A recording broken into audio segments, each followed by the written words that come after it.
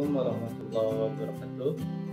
Perkenalkan, nama saya Ahmad Abu Sofyan dari kelas 02 FKP 001, program studi S1 Farmasi Klinik dan Komunitas. Hari ini saya akan mempresentasikan komunikasi efektif.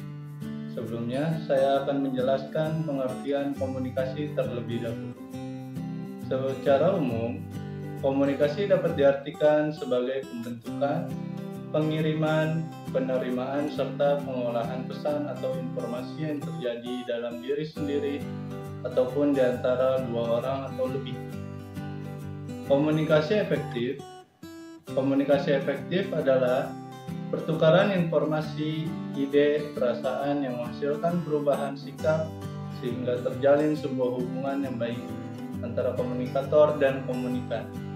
Adapun tujuan dari komunikasi efektif yaitu memberikan kemudahan dalam memahami informasi yang disampaikan antara komunikator dengan komunikan, sehingga tercipta feedback atau umpan balik yang baik antara pemberi dan penerima pesan secara lebih jelas dan lengkap. Fungsi komunikasi efektif diantaranya, yang pertama fungsi informasi, yaitu untuk memberikan atau pesan tertentu kepada komunikan. Yang kedua, fungsi ekspresi, yaitu sebagai wujud ungkapan perasaan atau pikiran komunikator terhadap permasalahan yang tengah dihadapi. Yang ketiga, fungsi kontrol, yaitu untuk mencegah terjadinya sesuatu hal yang tidak diinginkan dengan pemberi pesan yang berupa perintah, larangan, ataupun penghimbauan. Selanjutnya, fungsi sosial, yaitu untuk menjalin keakraban antara komunikator dengan komunikan. Dan yang terakhir, fungsi ekonomi, yaitu sebagai transaksi usaha di bidang finansial, ekonomi, ataupun barang dan jasa. Indikator komunikasi efektif, diantaranya pemahaman, merupakan suatu kemampuan memahami pesan secara cermat sebagaimana yang disampaikan oleh komunikator. Selanjutnya, kesenangan. Apabila proses komunikasi itu selain berhasil menyampaikan informasi, juga dapat berlangsung dalam suasana yang menyenangkan kedua belah pihak. Selanjutnya, pengaruh pada sikap.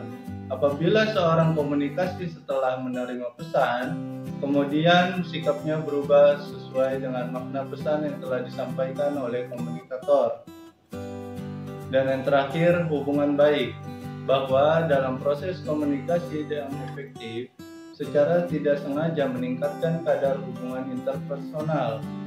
Prinsip dasar komunikasi efektif, di antaranya respect, merupakan rasa saling menghormati dan menghargai yang terjadi di antara komunikan dan komunikator.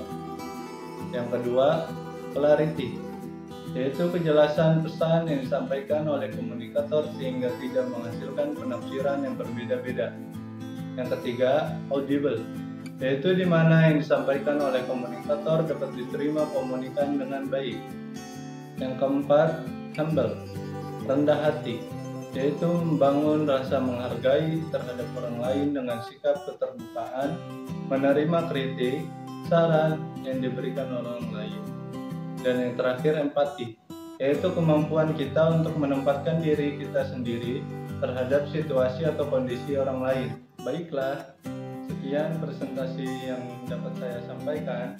Semoga dapat dipahami dan bermanfaat bagi kita semua. Saya akhiri dengan mengucapkan Assalamualaikum warahmatullahi wabarakatuh.